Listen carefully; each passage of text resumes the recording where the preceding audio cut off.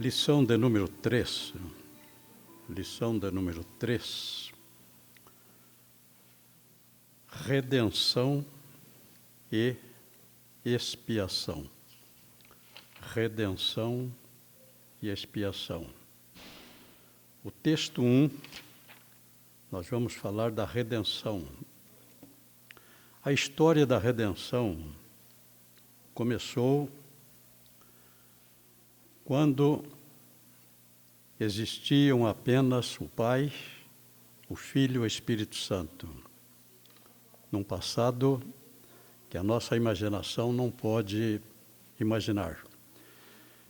E nesse passado, antes que Deus criasse o mundo espiritual, anjos, arcanjos, querubins, serafins, Deus elaborou primeiro um plano.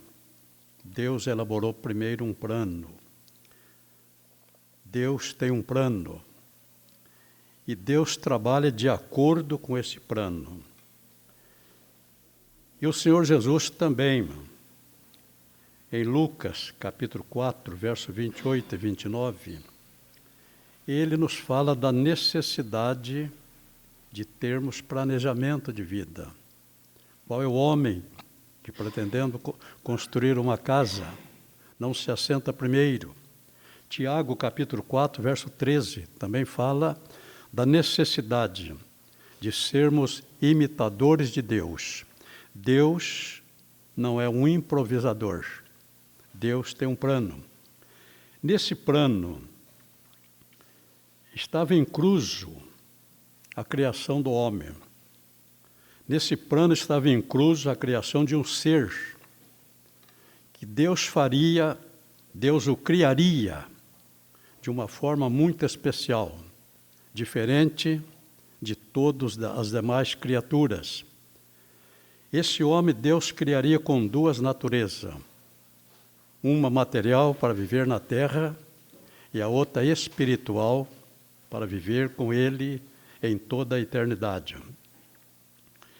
De acordo com o plano de Deus, chegamos ao Éden.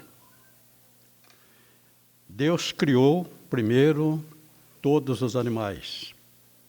E por fim Deus criou o homem como coroa da criação.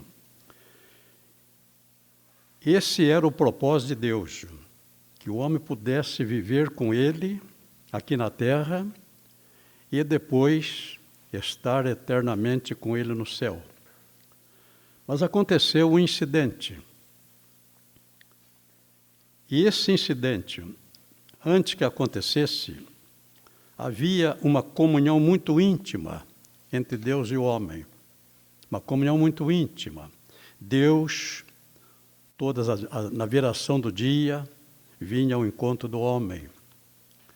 Havia uma comunhão, até que aconteceu um incidente. O homem pecou. Pecando, o homem procurou esconder-se de Deus. Mas Deus veio ao encontro do homem. Sabendo que Satanás não é onisciente, ele pensou que colocou fim no projeto de Deus em relação ao homem. O homem pecou, estava separado de Deus. E ele pensou que o projeto de Deus com relação ao homem estava acabado. Nós podemos imaginar, nós podemos pensar coisas boas, é bom.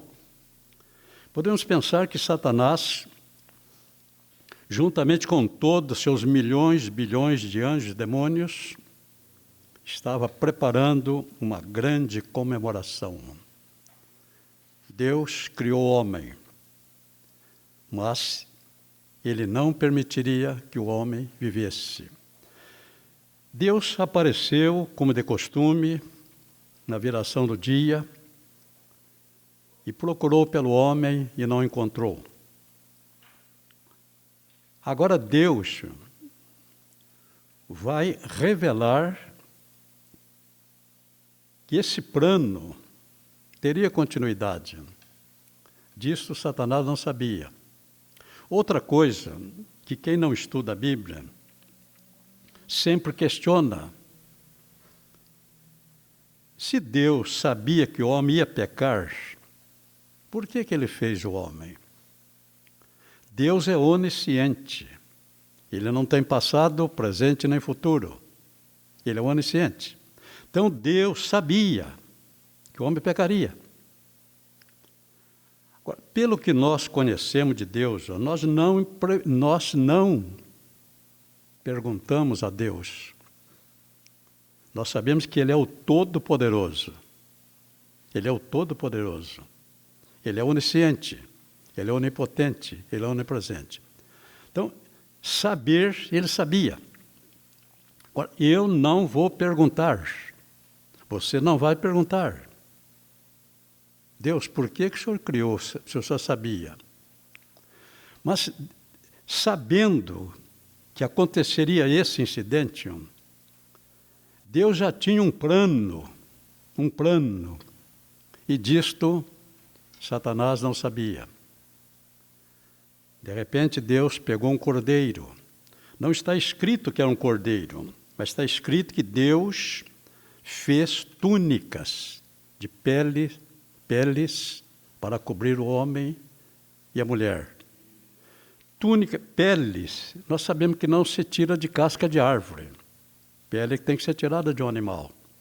Então Deus tomou um animal, certamente um cordeiro, porque lá em Apocalipse capítulo 13, versículo 8, já falava desse cordeiro. O cordeiro que foi morto desde a fundação do mundo. O cordeiro que foi morto desde a fundação do mundo. Então, a redenção viria através da morte de um cordeiro. Deus matou um cordeiro, tirou a pele, fez túnicas para o homem e, certamente, sobre um altar, Deus consumou o sacrifício. Um cordeiro foi morto. E todo cordeiro que era morto no holocausto queimava até virar cinzas. E foi isso que Deus fez ali no Éden. Adão entendeu o projeto de Deus. E Adão passou para os seus filhos. Agora então, Deus vai mostrar que sempre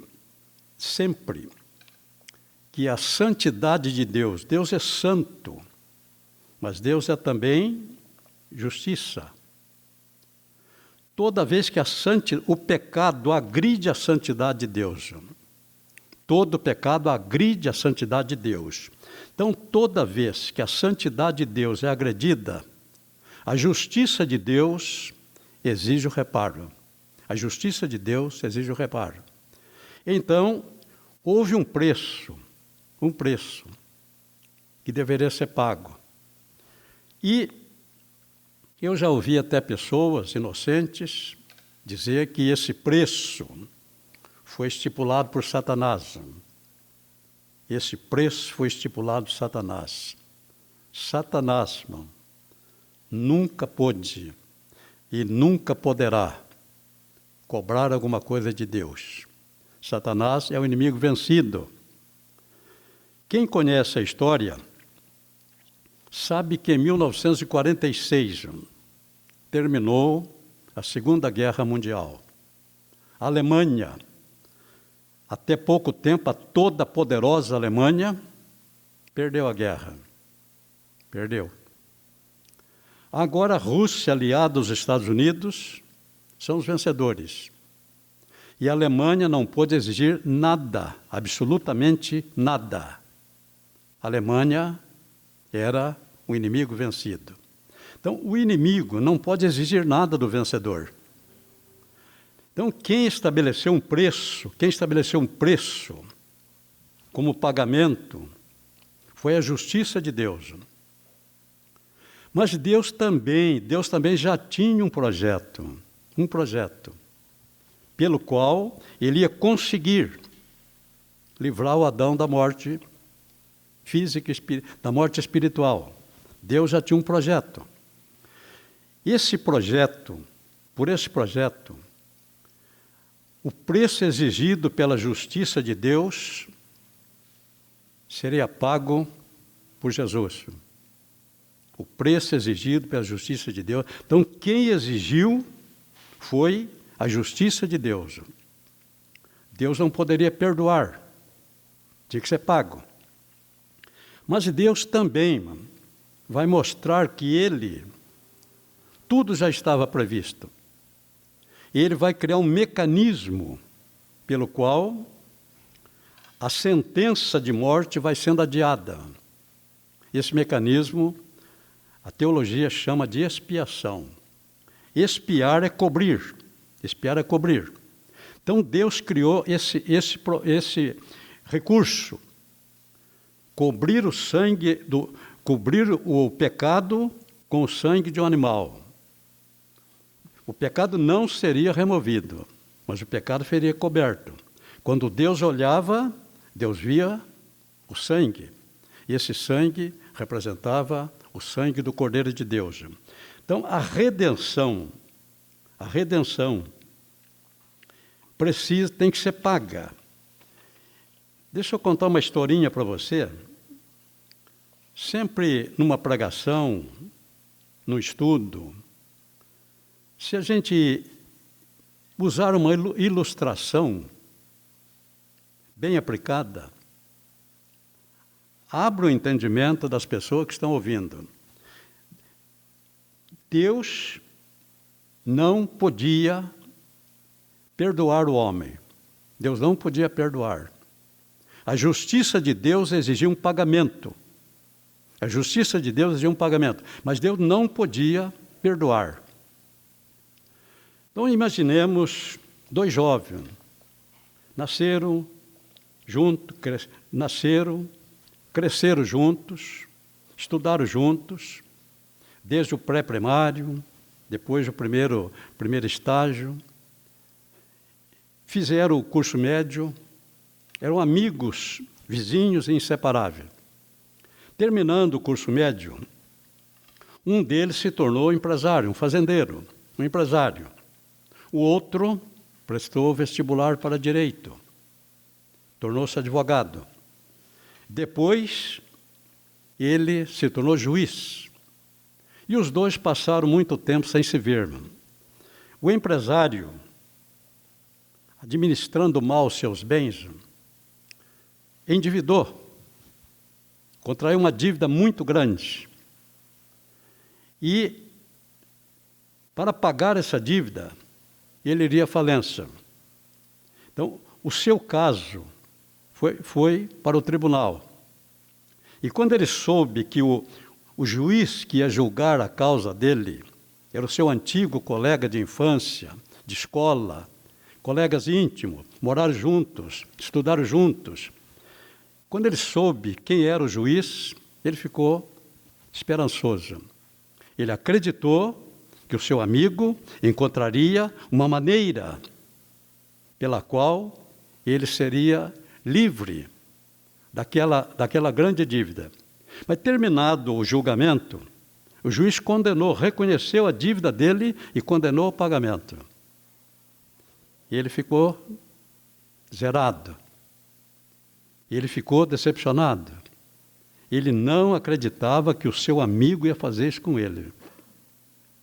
O juiz, terminando a sessão, saiu do tribunal, passou por ele como se não o conhecesse, e ele ficou mais arrasado ainda. Tempos depois, o juiz retornou ao tribunal, foi ao seu encontro e entregou a ele um papel. Eu paguei a sua dívida. Eu não podia perdoá-lo, mas eu paguei a sua dívida. Você não vai falir. Deu para entender? O juiz não podia libertar, não podia perdoar, não podia absolvê-lo. O juiz tinha que condenar de acordo com a lei. Mas depois ele foi, pagou a sua dívida e deu a ele a quitação. Foi isso que Deus, esse foi o propósito de Deus. Perdoar Deus não podia, mas Deus tinha um plano de como pagar a dívida do homem. E esse pagamento se chama redenção. Redenção. Redenção é pagamento. Mas antes disto, vamos permanecer um pouco ali no Éden. Adão, Deus havia dito no capítulo 3, verso 15, deixou claro, que da semente da mulher viria o Redentor. Eva ouviu isto. Meses depois, Eva teve seu primeiro filho, Caim. Agora nós vemos que Eva ficou exultante. Ela disse, alcancei do Senhor um varão. Alcancei do Senhor um varão. Deus havia dito que da semente da mulher nasceria um. Esse seria o Redentor. Quando nasceu Caim, Eva ficou exultante. Ela acreditou que voltaria para o paraíso. Mas depois nasce Abel. Depois nasce filhos e filhas. Capítulo 5 de Gênesis diz que Adão viveu 930 anos, teve filhos e filhas. Filhos e filhas. Quantos? Só Deus sabe. Mas não foram poucos. Mas somente três receberam o nome. Somente 3. Caim, Abel e Sete. Agora as pessoas querem saber com quem casou Caim.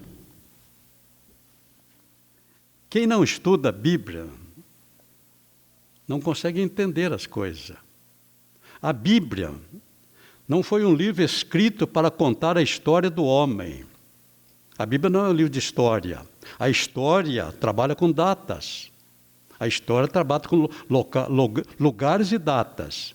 A Bíblia não foi escrita para contar a história do homem. A Bíblia não trabalha com datas. Então Eva pensou, alcancei do Senhor um varão. Aí nasce Abel. Depois, com 130 anos depois, Adão estava com 130 anos, e tem gente que pensa que com 130 anos, o Adão tinha apenas 2 filhos. Caim e Abel. O Caim matou Abel. 130 anos quando nasceu Abel. Adão, conforme está lá em capítulo 5, verso 2 de Gênesis, viveu 930 anos e teve filhos e filhas. Dezenas, é claro. Mas, como a Bíblia não foi escrita para contar a história do homem, Deus colocou na Bíblia apenas 3 nomes. 3 nomes dos filhos de Adão. Esses 3 faziam parte do projeto de Deus pelo qual viria a redenção. Caim representa o homem pecador, o homem fugitivo da justiça de Deus. A Bíblia diz que Caim foi para a terra de Nod. Lá ele fundou, conheceu sua mulher. Deixa eu parar aqui um pouquinho. É claro que você que já está aqui há muito tempo conhece bem essa história, mas nós temos sempre gente chegando. Então aqui, no capítulo 4, nós vamos ver aqui que versículo 16 do capítulo 4, e saiu Caim de diante da face do Senhor e habitou na terra de Nod, da banda do oriente do Éden. E conheceu Caim sua mulher, e ela concebeu e teve Enoque. E ele edificou uma cidade e colocou o nome de seu filho na cidade. Caim conheceu sua mulher. Quem não estuda a Bíblia não sabe que a expressão conhecer significa ter relações sexuais. Ter relações sexuais. José não conheceu Maria, até que ela deu à luz seu filho primogênito. José conheceu Maria desde que ela nasceu. Os dois moravam numa cidade pequena. Agora a Bíblia diz que não conheceu Maria até. José não se relacionou sexualmente com Maria, enquanto durou toda a sua gravidez. Então, a expressão conhecer na Bíblia fala de relacionamento sexual entre marido e mulher. Lá em Nod, Caim conheceu sua mulher. Teve um relacionamento com a sua mulher e ela deu à luz um filho. Agora, pensarmos, o Caim já está com 109 anos. Quando nasceu Sete, o Adão estava com 130 anos. Então, Caim já estava com 129 e alguns meses. E, certamente, ele tomou uma de suas irmãs, é muito novo ainda, entre 15 e 20 anos, e já começou a gerar filhos. Durante 129 anos, quantos filhos o Caim teve? Como a Bíblia não foi escrita para contar a história do homem, a Bíblia não fala dos filhos de Caim. Os filhos de Caim não fazem parte do contexto, do propósito da Bíblia. Então, é como, eu gosto desses filmes de faroeste, me tira da realidade, mas no filme do faroeste, sempre tem o exército lutando contra os índios. O exército é uma cavalaria, centenas de soldados. Aí aparecem os índios lá, centenas de índios. Mas somente 2 têm nome. Somente 2. O artista, um capitão, um coronel, esse tem um nome. Toda aquela multidão de soldados são figuristas. Eles não têm nome, estão ali para preencher a cena. Do lado dos índios, o cochísio, o chefe, então ele tem nome. Todos os demais não têm. Assim acontece com a Bíblia. Deus deu nome para aquelas pessoas que tinham com as quais ele tinha um propósito. Então nasceu Caim. Caim, pecando, fugiu da presença de Deus. Caim representa o homem fugitivo de Deus. Caim representa o homem pecador, pelo qual Jesus morreu. Então, Caim representa a humanidade caída. Agora, Deus precisava, já estava no seu plano, a vinda de Jesus. Já estava no seu plano.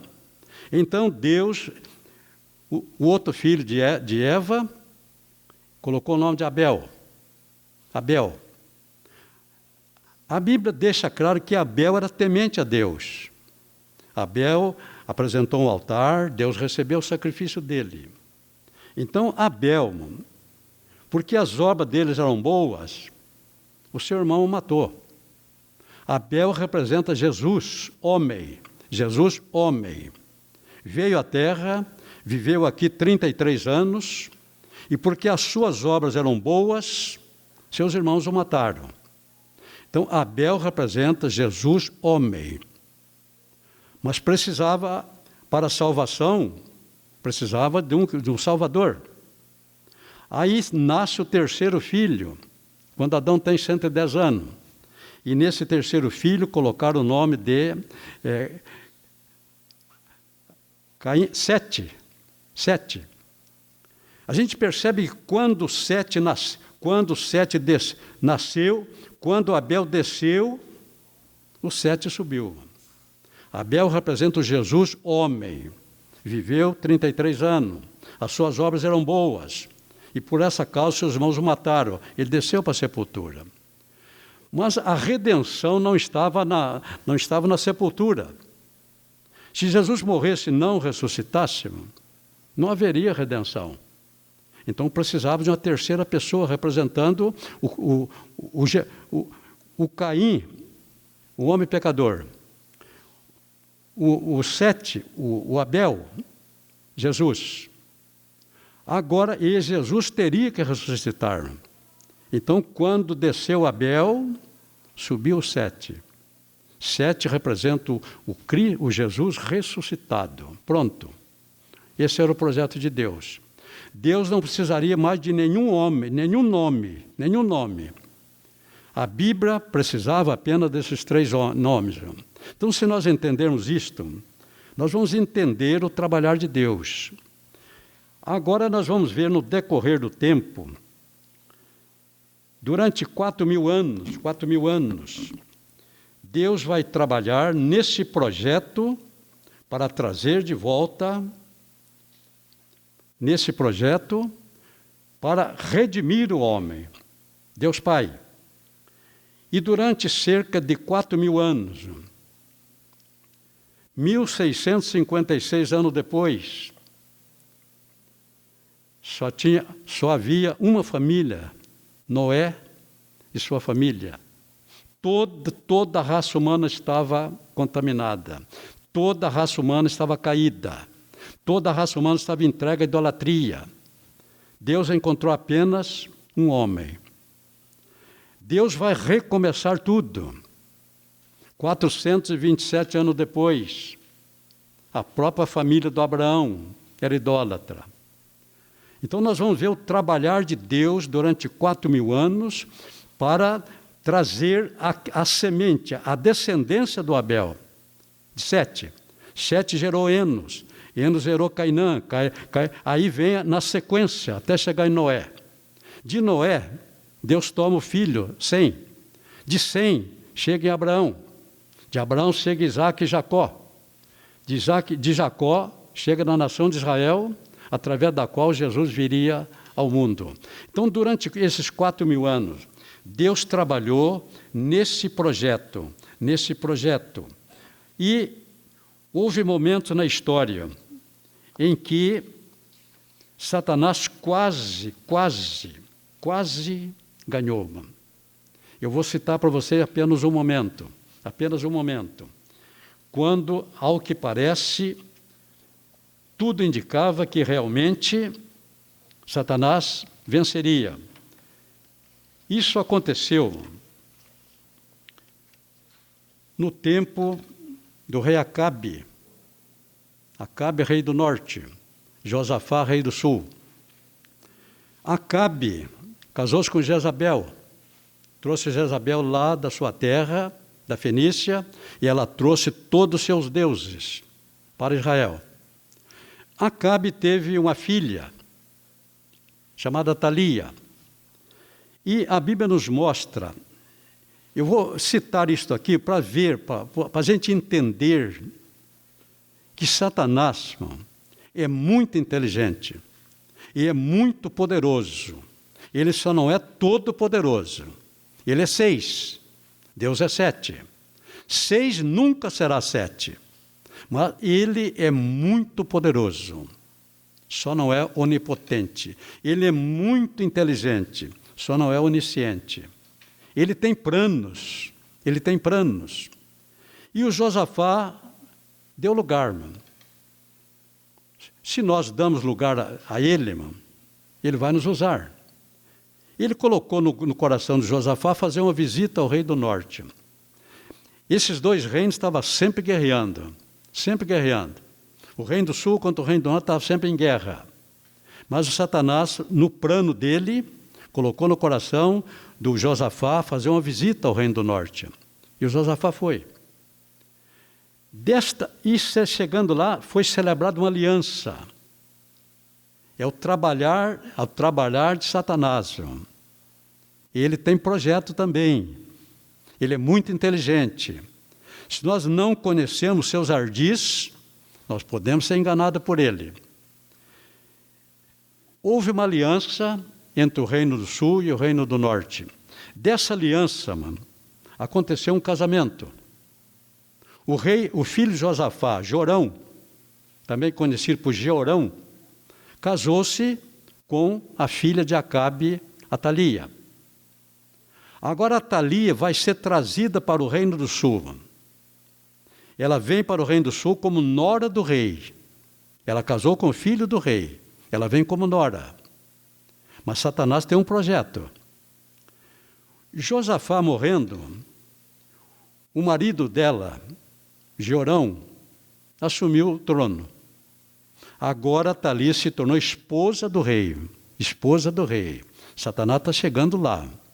Teve um filho, esse filho chamou Acasia. Acasia reinou apenas 1 ano. Morto Acasia, pela sucessão na monarquia, a rainha assumiu o poder. Atalia se tornou rainha do Reino do Sul. Agora vamos ver por que Satanás fez isso. Onde é que ele queria chegar? Ele tem projeto. Ele trabalha nos seus projetos. Só que ele não é onipotente. A primeira providência de Atalia foi mandar matar todos os descendentes da família real. Deus havia feito uma aliança com Davi. Por essa aliança, não faltaria descendente de Davi no trono. Então, Satanás mandou matar todos os descendentes. Matando todo descendente, a dinastia do Davi estava acabada. E, certamente agora, Satanás ia ocupar também o reinado do sul. Mas, enquanto Satanás trabalha, Deus está atento.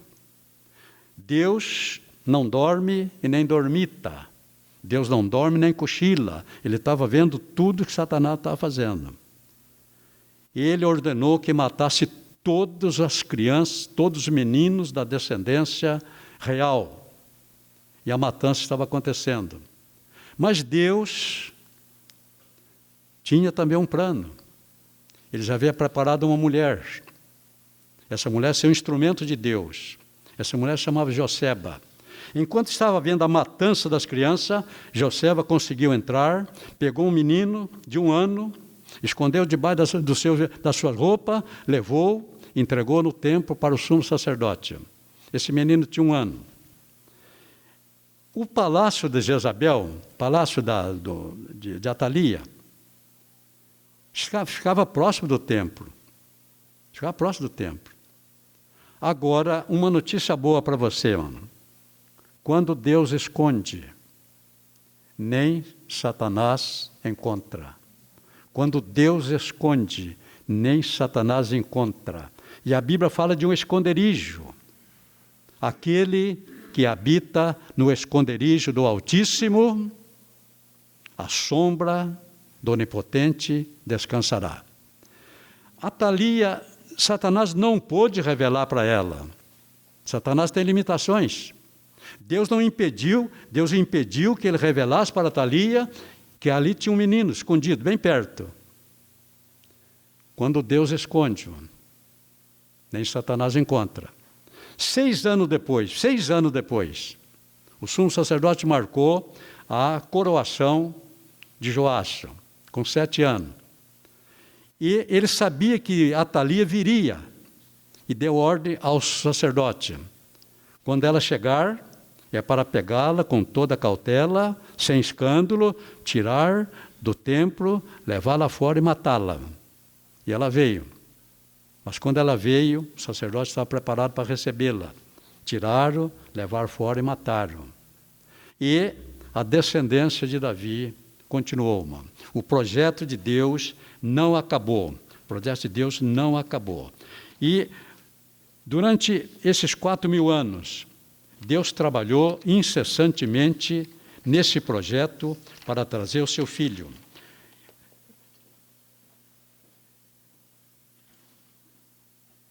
Vamos ver aqui agora no texto 3, o texto 2, do Éden ao Calvário.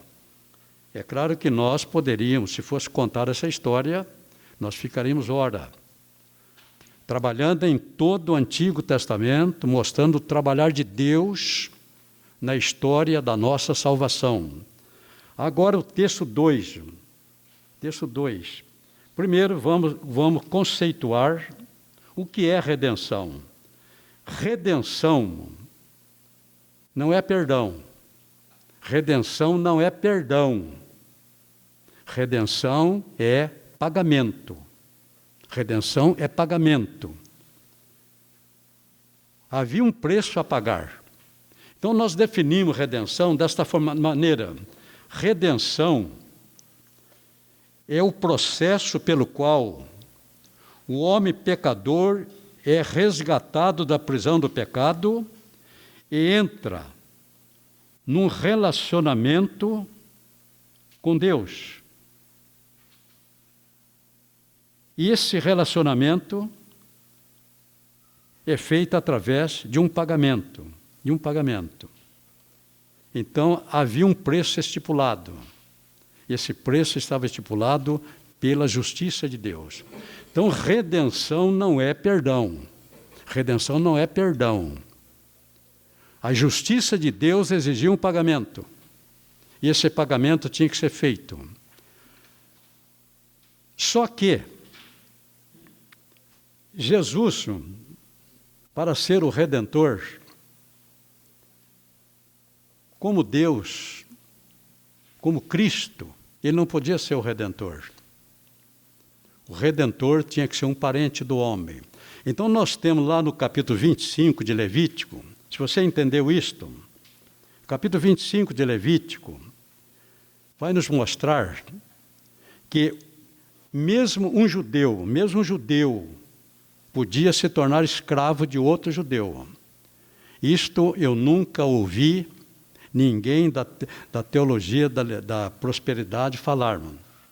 Que entre os judeus havia pobres. Que entre os judeus, o povo de Deus, o povo que tinha as promessas de Deus, mesmo entre os judeus, havia judeu escravo de outro judeu. E você encontra lá no capítulo 25 de Levítico, como isso acontecia.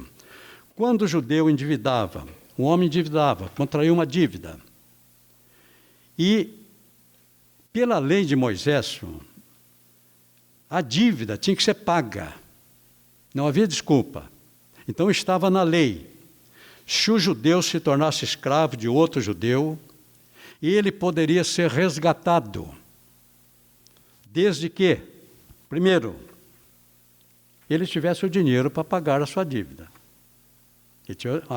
Se ele se tornou escravo, dinheiro não tinha mais. Então, se ele tiver o dinheiro, não tem. Essa hipótese é impossível. Agora, a lei abre uma outra possibilidade. Se ele tiver um parente,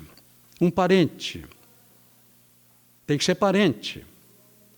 Cristo não é nosso parente. Cristo não poderia pagar nossa dívida. Para pagar tinha que ser parente. Então o Cristo tinha que se tornar Jesus. Então esse parente precisava querer ter com que pagar. Precisava ter o dinheiro para pagar. Quer dizer, ter parente pobre não tem vantagem nenhuma. Esse parente precisava também querer pagar. Ser parente, primeira condição, ser parente. Segunda, ter condições para pagar. Terceiro, querer pagar. Foi o que aconteceu. E se isto não acontecesse, o credor iria executar a dívida. E pela lei de Moisés, o credor levava primeiro todos os bens materiais. O credor levava primeiro todos os bens materiais. Tudo que a pessoa tivesse, levava. Mas não dá para pagar. Salmo 49, versículo 8, diz que a redenção de uma alma é caríssima. A redenção de uma alma é caríssima. Esgotaria todo o recurso do homem e ele não conseguiria pagar essa dívida. Salmo 49, verso 8. A redenção de uma alma é caríssima. Então, levou todos os bens. Em segundo lugar, num segundo momento, quando ele vinha cobrar a segunda parcela, levava os filhos. É nesse momento do processo que estava aquela viúva que procurou o profeta Eliseu. Ela procurou e disse: o meu marido era um profeta. Ele morreu e deixou dívida. E o Eliseu perguntou a ela: o que você tem em casa? Ele falou, não tem nada. A primeira etapa da execução tinha acontecido. O credor levou todos os bens que ela tinha. Não tem nada. Eu só tenho um pouquinho de azeite. Agora o credor viria buscar os filhos dela. Os filhos dela. E ela pediu ajuda ao profeta. E o profeta, usado por Deus, conseguiu resgatar os bens daquela mulher. Levando os filhos, não dava para pagar. Num terceiro momento, o credor voltava e levava a mulher. Mas não deu para pagar. A redenção de uma alma é caríssima. Então, num quarto momento, ele levava o homem. Agora, o judeu se tornou escravo. Pronto. Agora, a lei dizia, ele pode se tornar livre se ele pagar sua dívida. Ou se ele tiver um parente. Essa era a nossa situação. O homem não tinha condição nenhuma, absolutamente nenhuma, de pagar a sua dívida. O salário do pecado é a morte. Então Jesus se fez homem. Jesus se fez homem. Era a maneira pela qual ele se tornaria nosso parente. E o escritor aos Hebreus diz que ele não se envergonhou de nos chamar de irmãos. Ele não se envergonhou de nos chamar de irmão. Primeira condição, tornou-se nosso parente. Segunda condição, ele teria que, para pagar a nossa dívida, ele teria que viver aqui na terra 33 anos sem cometer um único pecado. Sem cometer um único pecado. Porque o preço da redenção era o sangue de um justo. Se ele cometesse apenas um pecado, ele morreria pelo pecado dele. 33 anos depois, ele preencheu a segunda condição. E ele tinha como pagar. Mas o pagamento era o sangue de um justo. O sangue de um justo. Ele é o cordeiro que foi morto desde a fundação do mundo. Então, agora então, na cruz do Calvário, ele pagou.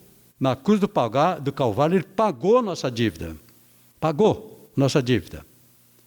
Agora, ele pode pagar a nossa. Ele preencheu as nossas condições. E ele pode pagar a nossa dívida. No momento em que Jesus morreu, agora, o preço da redenção foi pago. O preço da redenção foi pago. E não mais haveria expiação. Agora, o pecado que estava coberto, todo o pecado que estava coberto pelo sangue dos animais, agora todo o pecado foi pago. O preço da redenção foi pago. Não, o judeu não mais teria que executar nenhum mais animal. A extinção, o pagamento da redenção extinguiu a expiação. Mas os judeus não entenderam nada e continuaram sacrificando animais. Então, isto é o que nós temos aqui sobre a redenção do capítulo 1. O capítulo 2 já contei essa história do Éden até o Calvário. A redenção, texto 3. Também já falei para você. Ele tinha que se tornar nosso parente. O cumprimento de Gênesis 3:15 se cumpriria em Jesus. Agora nós temos aqui que quando nasceu Caim, Eva se exultou, né? O finalzinho aqui. Eva cometeu um erro de apenas 4.000 anos. 4.000 anos. Agora nós temos aqui que, como Redentor, Jesus é o personagem central da Bíblia. Jesus é o personagem central da Bíblia. Sem Jesus, a Bíblia é um livro sem letras. Sem Jesus, a Bíblia é como a matemática sem os números. Sem Jesus, a Bíblia seria como a física sem a matéria. Jesus é o personagem central na Bíblia. Ele terá que ser encontrado nos 66 livros da Bíblia. É claro que nós vamos encontrá-lo de muitas maneiras, mas eu vou citar pelo menos 1 ou 2, mostrar em cada livro, a presença de Jesus. Em Gênesis, ele é a semente da mulher. Aquele que Jesus disse que da semente da mulher viria o Redentor. Em Gênesis, ele é a semente da mulher. Em Gênesis, ele é o cordeiro que Deus matou para cobrir o pecado do homem e para vestir o homem. Ele é aquele cordeiro que Deus executou lá no Éden. Em Gênesis, ele é a arca de Noé. Todos que entraram na arca foram salvos. Em Gênesis, ele é o cordeiro que morreu no lugar de Isaque. Apareceu um cordeiro, e o cordeiro foi sacrificado em lugar de Isaque. Em Êxodo, Jesus é o Moisés. Moisés é o libertador. Moisés é o libertador do povo de Israel. Então, em Gênesis, Jesus é o nosso libertador. Em Êxodo, Jesus é também a rocha de Horebe, aquela pela qual, num primeiro momento, Deus mandou feri-la, e num segundo momento, Deus mandou falar. Ainda em Êxodo, ele é também, ainda em Êxodo, Jesus, vamos ficar com esses 3 exemplos. Ele é a semente da mulher, ele é a rocha de Horebe, e ele é o cordeiro que morreu no lugar do Isaque. Em Levítico, Jesus pode ser visto na figura do sumo sacerdote Arão, mas Jesus pode ser visto também em todos os animais sacrificados no altar, principalmente no altar do holocausto, onde o animal era morto até virar cinza.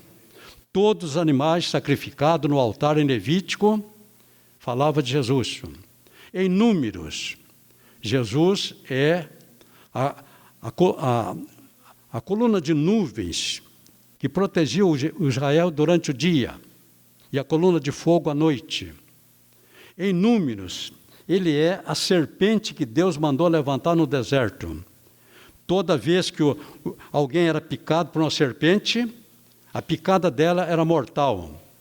Picada, a pessoa ia morrer mesmo. O salário do pecado é a morte. Então Deus mandou Moisés fazer uma serpente de metal e levantá-la entre o céu e a terra.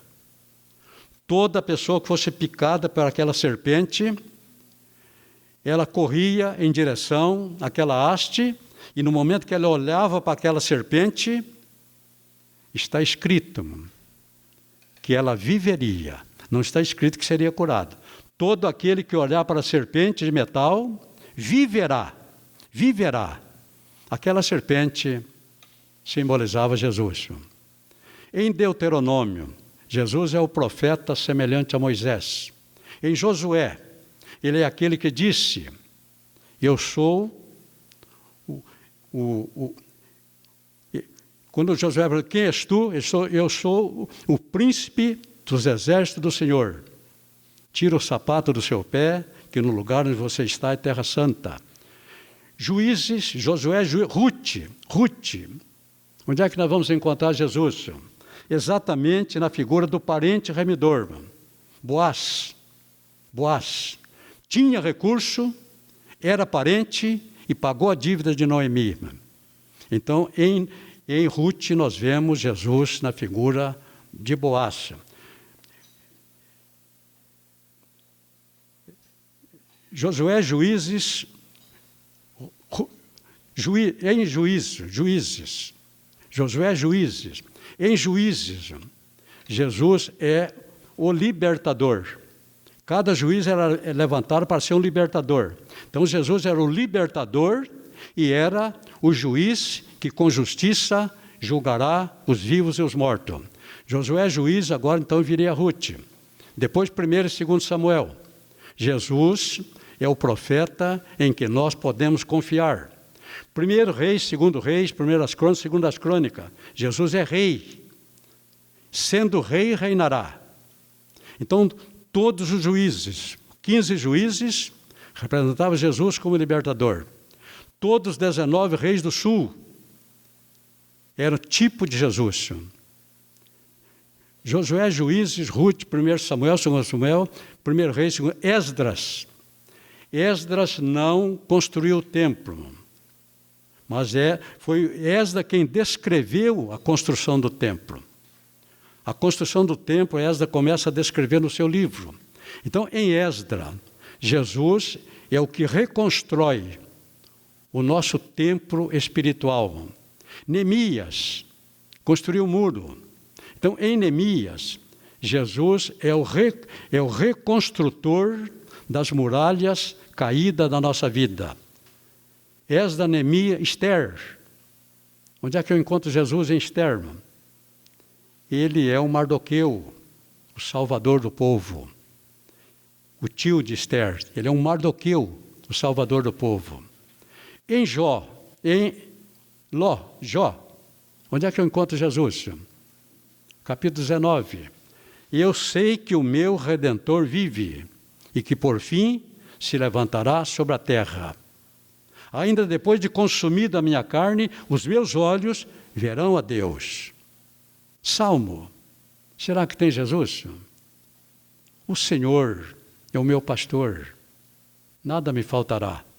Deitar-me faz em verdes pastos, guia-me mansamente às águas tranquilas, refrigera minha alma. Mas ele está também no Salmo 91. Aquele que habita no esconderijo do Altíssimo, à sombra do Onipotente descansará. Ele é o esconderijo do Altíssimo. Provérbios, ele é a sabedoria. Em Eclesiastes, Salomão diz que vaidade de vaidade, tudo é vaidade, tudo é vaidade. A única coisa capaz de satisfazer a nossa alma é Jesus. A única coisa capaz de satisfazer a nossa alma é Jesus. Tudo mais é vaidade. Em Cantares, ele é o noivo que está para vir a qualquer momento buscar a sua noiva, assim como Salomão foi buscar a sunamita. Isaías, será que tem Jesus em Isaías? Capítulo 9, versículo 6. Um menino nos nasceu, e o seu nome será Maravilhoso, Conselheiro, Deus Forte, Pai da Eternidade e Príncipe da Paz. Isaías, mas em Isaías também, irmão, Jesus é aquele do capítulo 53. Ele levou sobre si as nossas iniquidades. O castigo que nos traz a paz estava sobre ele, e pelas suas pisaduras fomos sarados. Jeremias, será que encontramos Jesus? Capítulo 23, verso 5, Jeremias disse, que se levantará um renovo justo, sendo rei, reinará, e exercerá a justiça e o juízo sobre toda a terra. E ele virá como rei, e reinará com justiça sobre toda a terra durante 1000 anos. Já é Jeremias, Lamentações de Jeremias. Jesus é o profeta lamentador. A Bíblia relata as vezes que Jesus chorou. Ele é o profeta lamentador. Josué, Jeremias, Lamentações, Ezequiel, capítulo 23 de Ezequiel. No capítulo 34. Ele é o pastor fiel. A perdida buscarei. A desgarrada tornarei a trazer. A quebrada ligarei. A enferma fortalecerei. Mas a forte e a gorda eu destruirei. Esse é o Jesus no livro do profeta Ezequiel. Daniel, ele é o quarto homem da fornalha de fogo ardente. Agora, dos profetas menores. Pulei algum até agora, irmão? Até agora não? A cabeça está boa ainda, né? Está boa. Isso você pode na sua igreja. Um dia que der a oportunidade para você, contar a história de Jesus. Mostra Jesus em todo o livro da Bíblia.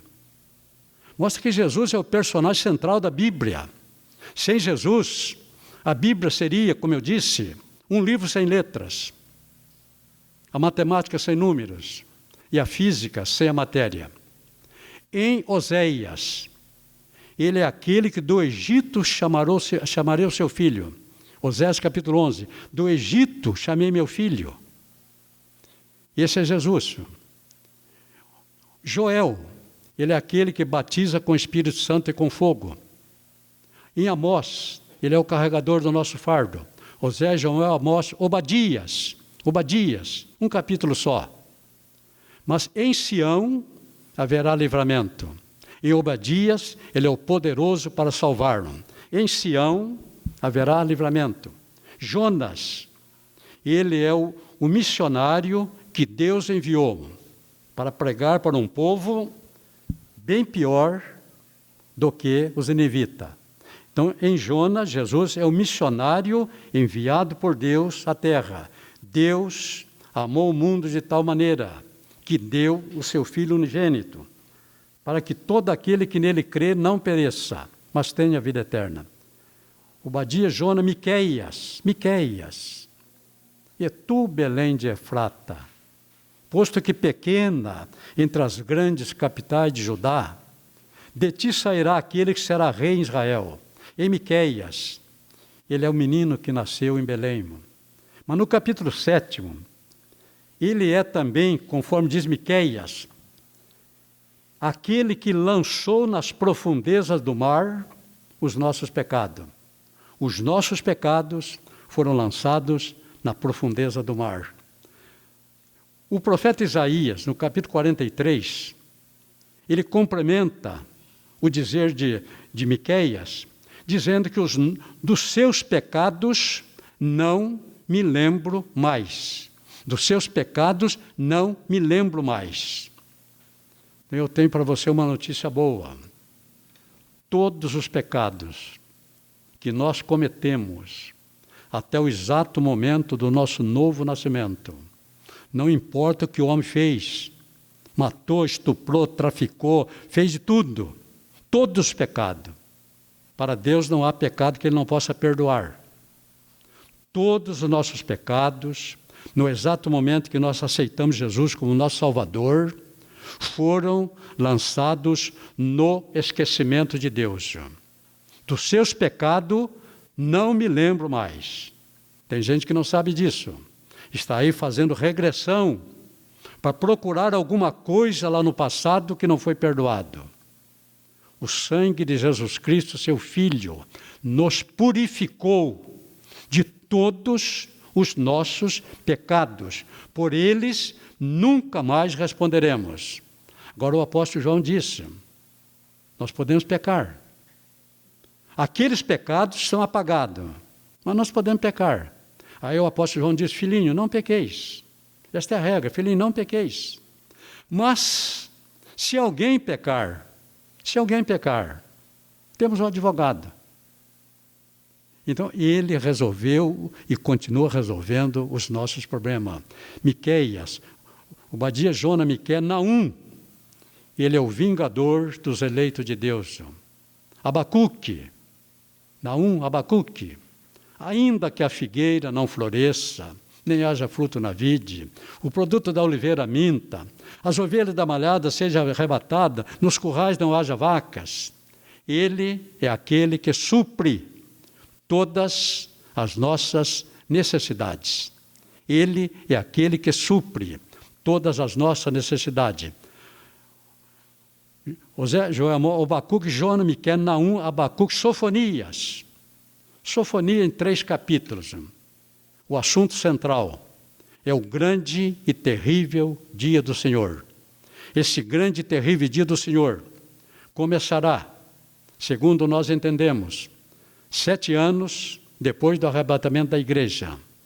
Ele virá para lançar o anticristo e o falso profeta no lago de fogo, para prender Satanás, para julgar as nações e para implantar o milênio. Então, aqui nós temos que Jesus é o único lugar seguro no grande e terrível dia do Senhor é Jesus. E nesse dia, nós já estaremos na glória com Ele. Com toda a segurança e por toda a eternidade. Mas os judeus que aqui estiverem, também vão experimentar essa libertação. Esse é o Jesus que no livro de Sofonia é o único lugar seguro durante o grande e terrível dia do Senhor. Ageu, ele é a glória do segundo templo. Em Zacarias, ele é a fonte aberta na casa de Davi. E em Malaquias, ele é o sol da justiça. Nesses 39 livros, se nós não encontrarmos Jesus, esse livro seria apócrifo. Mas Jesus foi encontrado nos 39. E no Concílio de Jânia, no ano 70, esses livros foram considerados canônicos. Reconheceu-se a inspiração do Espírito Santo em todos eles e se encontrou Jesus em todos. Agora o Novo Testamento. Será que nós vamos encontrar Jesus? Em Mateus, ele é rei. Mateus apresentou Jesus como rei. Em Marcos escreveu para os romanos. Ele apresenta Jesus como servo. Mateus escreveu para os judeus. Ele mostra Jesus como rei. Marcos escreveu para os romanos. Mostra Jesus como servo. Lucas escreveu para os gregos. Ele mostra Jesus como um homem perfeito. Um homem perfeito. João escreveu para a igreja. Ele mostra Jesus como homem, como filho de Deus. Então, Lucas mostra Jesus como filho do homem. E João mostra Jesus como filho de Deus. Atos dos Apóstolos. Ele é aquele que salva, cura e batiza com o Espírito Santo. Romanos. Ele é o nosso justificador. Justificado pela fé, temos paz com Deus. 1 e 2 Coríntios. Ele é o nosso santificador. Santificador. Gálatas. Ele é aquele que nos livrou da maldição da lei. Efésios é aquele que amou a sua igreja de tal forma que a si mesmo se deu por ela. Aquele que amou a sua igreja de tal maneira que deu-se a si mesmo pela sua igreja. Efésios, Filipenses, ele é aquele diante do qual todo joelho em cima do céu, embaixo da terra, embaixo na terra e debaixo da terra, todo joelho se dobrará diante dele. Colossenses, ele é a expressa imagem do Deus vivo. Ele é a expressa imagem do Deus vivo. 1 Tessalonicenses, ele é aquele que virá para buscar a sua igreja. Ele é aquele que virá para buscar a sua igreja. É o tema da 1 Tessalonicenses. 2 Tessalonicenses, o tema é o dia do Senhor. Ele virá, em 2 Tessalonicenses, para estabelecer, por fim, a grande tribulação e depois, na sequência, estabelecer o seu governo. Em 2 Tessalonicenses, capítulo 2, todo o capítulo 2, está falando do anticristo. E mostrando que Jesus virá para prender o anticristo e lançá-lo juntamente com o falso profeta no lago de fogo. 1 Timóteo, há um só Deus e um só mediador. Em 1 Timóteo, ele é o único mediador entre Deus e o homem. 2 Timóteo, ele é aquele que vai nos dar a coroa da justiça. Combati o bom combate, acabei a carreira, guardei a fé.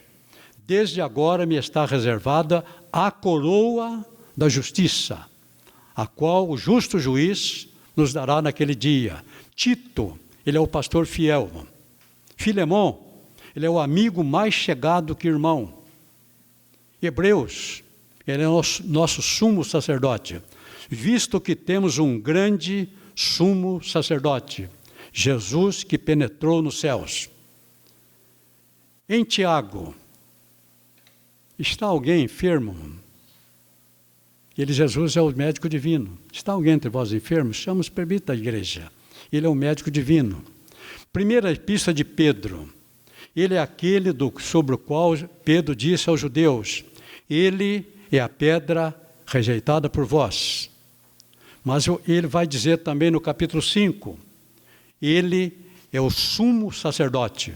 Jesus é o nosso sumo sacerdote.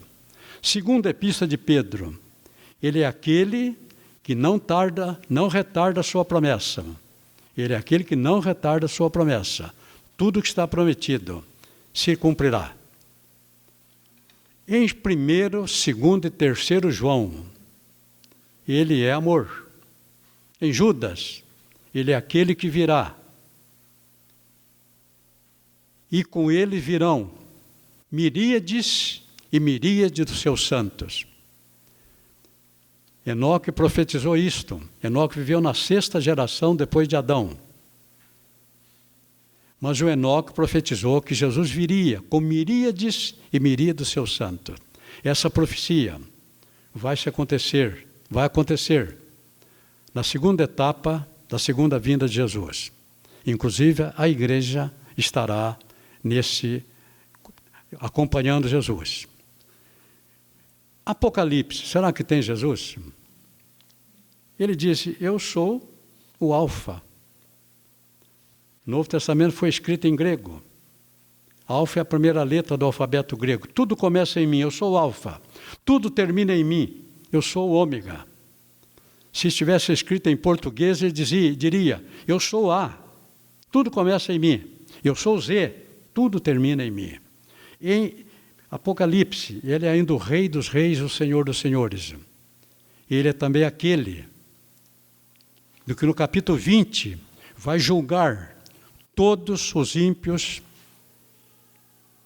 no julgamento do trono branco. E ele será aquele também que lançará todos os ímpios no lago de fogo. Esta é a história de Jesus aqui na Bíblia. Esses 27 livros do Novo Testamento, no 3º Concílio de Cartago, ano 397, foram reconhecidos como canônico. Em todos os 27 livros, nós podemos encontrar Jesus. Finalizando aqui, o último capítulo, texto 5, fala da expiação sobre a qual eu já comentei com vocês. A expiação foi o processo que Deus criou para ir adiando a sentença. O sangue de animal cobria, não tirava, cobria, até que o preço da redenção foi pago. Pago o preço da redenção, agora o pecado foi removido e não haveria mais sacrifício de animais. A lição 4.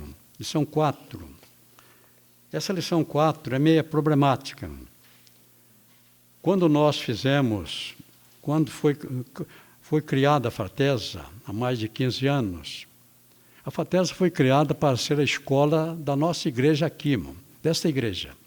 Essa igreja aqui é a sede. Essa igreja tem mais ou menos umas 80 igrejas filiadas. Então, nós tínhamos aqui um curso de teologia da ETAD. E o nosso pastor entendeu que nós podíamos ter um curso nosso. E me lançou esse desafio de criar esse curso. Então, esse curso foi criado para a Igreja Evangélica Assembleia de Deus, fundada em 1910. E a doutrina dessa igreja, nós cremos no livre-arbítrio. Eu não vou dizer que a doutrina dessa igreja seja arminianista. Nós não somos arminianistas. Nós não ensinamos sobre Armínio aqui na igreja. Eu, pessoalmente, conheço muito sobre Jacó Armínio, toda a sua história, e conheço a sua doutrina. Mas não foi Jacó Armínio, não é a doutrina dele que nós ensinamos. Ele interpretou a doutrina de Paulo, de Pedro, de João, de Tiago, ele interpretou, entendendo que a salvação seria dessa maneira. Pela graça sois salvos por meio da fé. Então, essa discussão. Aí depois, a partir do quarto século, o Agostinho nasceu em 354, quarto século, morreu em 430. Ali começou uma discussão teológica. O bispo, o monge Pelágio, um monge inglês, ensinava o livre-arbítrio. Agostinho, bispo de Hipona, norte da África, ensinava a predestinação. E ali começa uma discussão.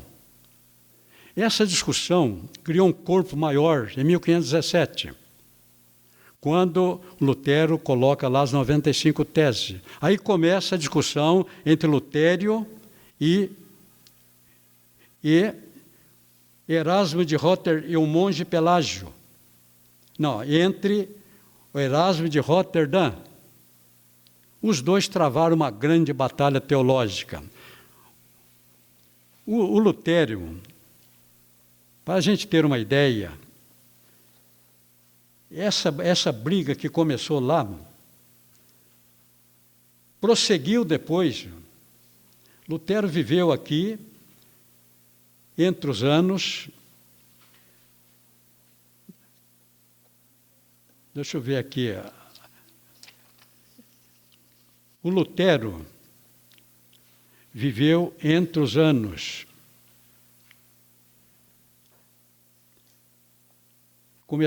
Começou a discussão aqui em 1517, com Erasmo de Rotterdam. Depois prosseguiu com Calvino. Calvino nasceu no século XVI, 1509. Jacó Armínio nasceu em 1560. Essa discussão continuou, começou com Agostinho e o monge Pelágio. Continuou com Lutero e Erasmo de Rotterdam.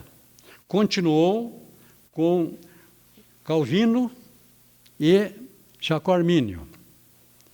Essa discussão chegou até nós. Até hoje não se entrou num acordo. Então, se há uma coisa que eu nunca fiz, e nunca vou fazer, é discutir esse tema. Eu nunca vou discutir com o metodista, com o presbiteriano. Nós respeitamos os metodistas, presbiterianos, os batistas tradicionais, porque o Salvador para eles é Jesus. A redenção foi paga por Jesus, da mesma maneira que nós ensinamos. Agora, ele discorda de nós em alguns pontos. Eles creem na predestinação. Então, nós temos aqui um resumo da doutrina calvinista para aqueles que quiserem conhecê-la. Nós temos aqui no texto 2 as duas correntes, os 5 pontos principais de Calvino e os 5 pontos principais de Jacó Armínio. Esse assunto eu não discuto. Quando, no começo, a gente tratava desse assunto aqui, como está aqui no livro.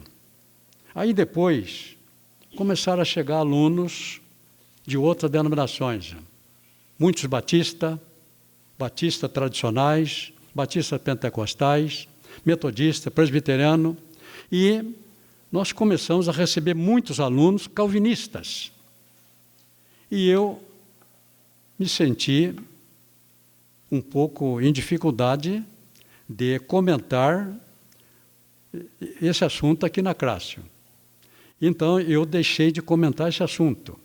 Agora, para você que segue essa doutrina do chamado livre-arbítrio, se você não conhece ainda a sua doutrina, a nossa doutrina, eu posso não saber nada de calvinismo. Eu, por dever de ofício, Eu conheço muito de calvinismo, por dever de ofício. Mas se eu não fosse professor, eu poderia não conhecer nada. E eu estaria bem assim mesmo. Então, eu conheço, por dever de ofício, conheço muito. E sei que são igrejas sadias. Eu ainda não vi um pentecostal trazer um metodista para a nossa igreja. Eu estou na Assembleia de Deus, não sei há quanto tempo, já perdi a conta. Nunca vi um membro da minha igreja trazer um presbiteriano para cá, trazer um batista tradicional para cá. Nunca vi. Mas eu já vi muitos presbiterianos levar pentecostal para lá. Eu já vi muita gente da minha igreja ir para batista tradicional. Eu já vi muita gente da minha igreja ir para metodista. E a última informação que eu tive, um dos nossos professores aqui, era diácono aqui, ensinava na escola dominical, ensinava na FATESA, depois foi fazer a faculdade de teologia na metodista.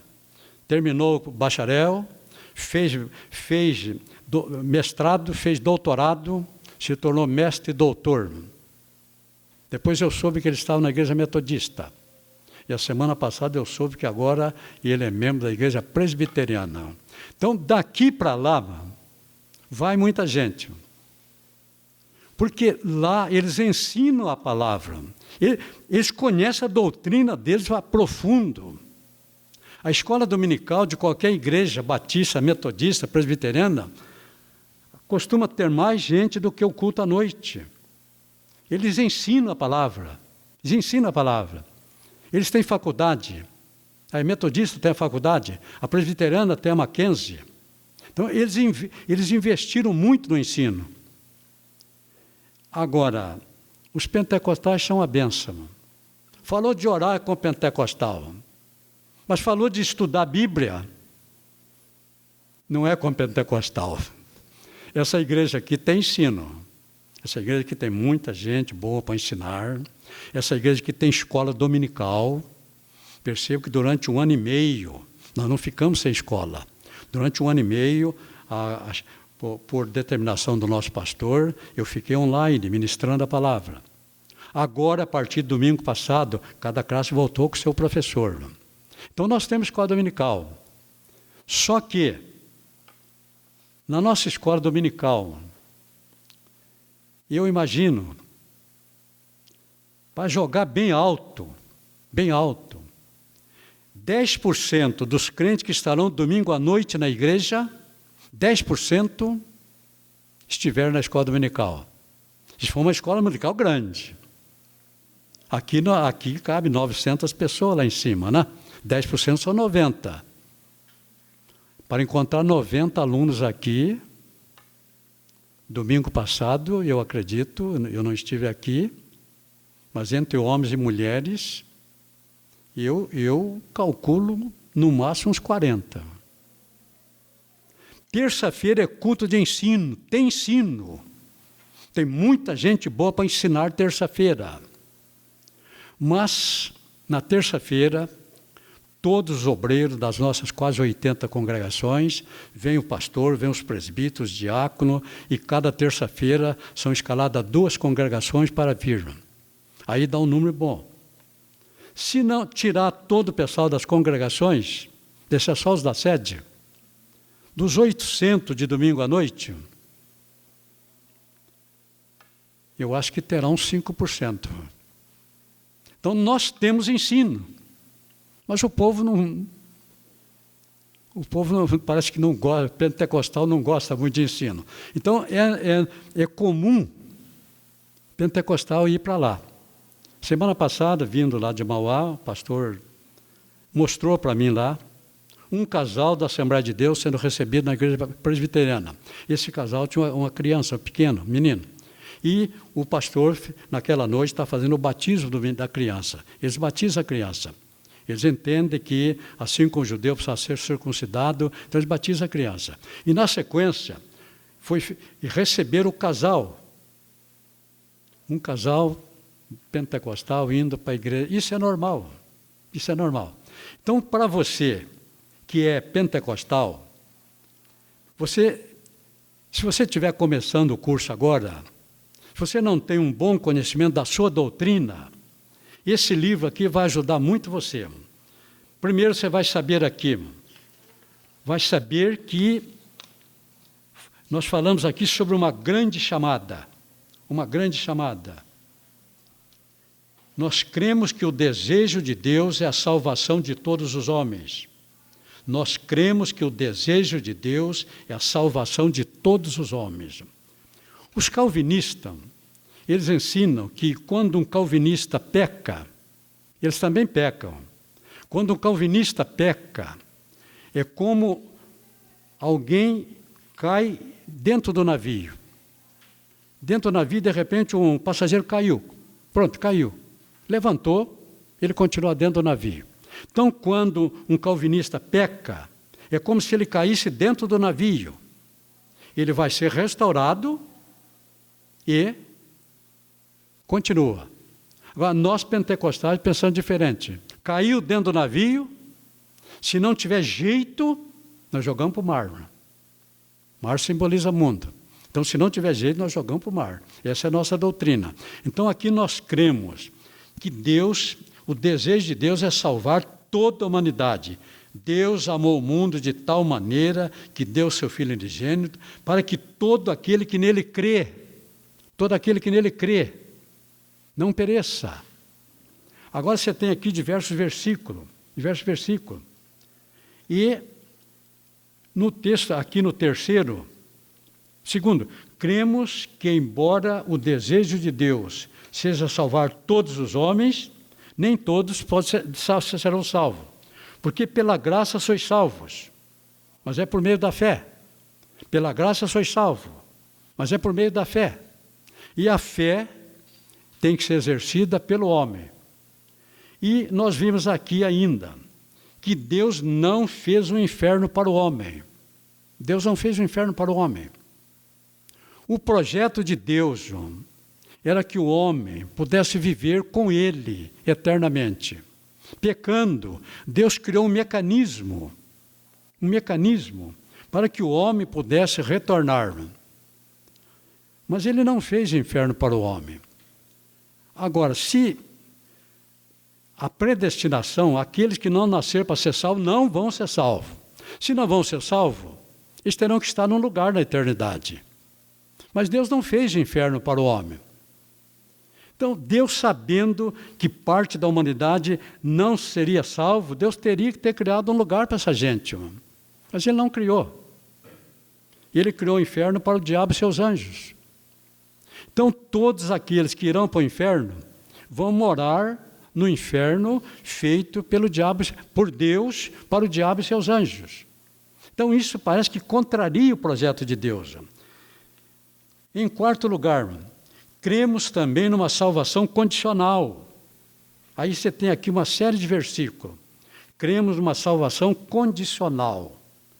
Nas 7 cartas do Apocalipse, nas 7 cartas, há uma condição. Aquele que vencer. Nas 7 cartas há uma condição. Aquele que vencer. Então, para nós, a salvação é condicional. Nós podemos perdê-la. Então, aqui você vai ver como funciona os crentes de acordo numa salvação condicional. Nós cremos que o desviado pode voltar. O filho pródigo voltou. Mas nós cremos que nem todo desviado pode voltar. O Demas não voltou. O Paulo diz, Demas me desamparou, amando o presente século, foi para Tessalônica. Esse não retornou. E ainda nós cremos também que essa salvação preparada por Deus. Deus preparou uma grande salvação. Então aqui nós temos 1, 2, 3 itens falando de como Deus preparou essa tão grande salvação. E por fim, também na prova, nós costumamos não tirar questões aqui dessa lição. Eu não vou levar o calvinista a escrever uma coisa que ele não gostaria de escrever. Então, se porventura aparecer alguma questão de calvinismo, está autorizado a deixar em branco, sem resposta. Dificilmente vai aparecer. Mas se houver um engano que contraria o pensamento calvinista, deixa a questão em branco. Nós não vamos considerar errado, tá certo? E termina aqui falando da eleição. Eleição. De eleição eu poderia falar durante muito tempo. Eu já participei de várias eleições. Eu sei como funciona o processo. Então aqui, Deus elegeu, é Deus quem escolhe ou quem elege. É Deus quem escolhe e quem elege. Mas o eleito, para nós, a posse não é automática. O eleito precisa tomar posse. Eu passei por isto. E a posse, para tomar posse, para cumprir a eleição de Deus, tem que tomar posse. E o eleito tem que tomar posse com juiz eleitoral. Ele ganhou a eleição, ele comparece perante o juiz eleitoral. É o juiz eleitoral que vai dar a posse para ele e vai dar a ele um diploma. Aí, se ele for eleito deputado, vereador, ele comparece lá, apresenta o seu diploma, ele está eleito. Ele tomou posse. Aqui o problema, então, está na posse. A posse, nós somente podemos tomar em Jesus. Em Jesus. Tem gente dando posse em Maria. Tem gente dando posse em Pedro. Tem gente tornando Paulo como sendo competente para outorgar essa posse. Então, a posse, Deus elegeu todos. Agora, o homem vai exercer o livre-arbítrio no sentido de tomar posse. E a posse tem que ser tomado no Calvário. Foi ali que Jesus pagou a nossa redenção. Então, para nós, chegamos aqui ao termo da nossa lição.